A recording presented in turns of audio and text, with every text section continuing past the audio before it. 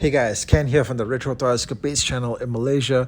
After recently reviewing the 1989 vintage He-Man Tower Tool set, I decided to do another throwback look at a figure from the classic 80s line. And yikes, it looks like we're bringing out the spikes for Spikor, evil master of untouchable combat. Spikor is fairly obscure to anyone who isn't a hardcore fan of the MOTU franchise. In fact, I don't really even remember this character all that well when I was growing up, and I sure never came across his action figure either. In the mini-comics, Spikor was depicted also as a fiendish weapons crafter who forged some of Skeletor's wild weaponry, like his ridiculous-looking terror claws.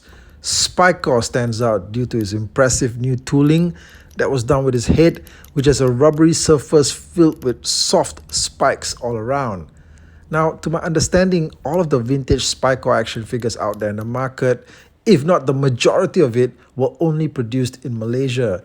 And if you were a kid from Malaysia back then and you had this figure to play with, there's no way that you wouldn't think that Spikor looked like the durian, the spiky thorny fruit, which is also the most popular fruit in all of Malaysia. The durian has a hard and thorny exterior, but is soft and creamy on the inside.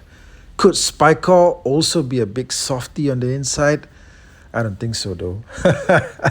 There is something pretty creepy if you think of him as a fruit, but like a fruit with eyeballs sticking out of it, Kenneth. No! Spikor's main body also has all new tooling on his chest armor, which is covered all around with the same rubbery spiked texture. Ladies, it's gonna be pretty hard to hold on to this guy. He gets an all-new weapon, a giant spiked mace. I like this thing. It's big and bright, and the spiked look matches everything else about Spikor. He's made of spikes, and he's holding spikes too. On top of the budget that's already been spent on the new body parts, Spikor was also generously given a unique action feature. His left arm has a trident, and one which can be extended out for attack. The end tip of the trident is also covered in vac metal, giving it a nice and shiny look as Spikor uses it to mercilessly murder his enemies. And check this out, when you activate the spring action feature in his waist by twisting and releasing the figure, the trident also springs out. Okay, look at this. And this makes for a cool attack feature, doesn't it?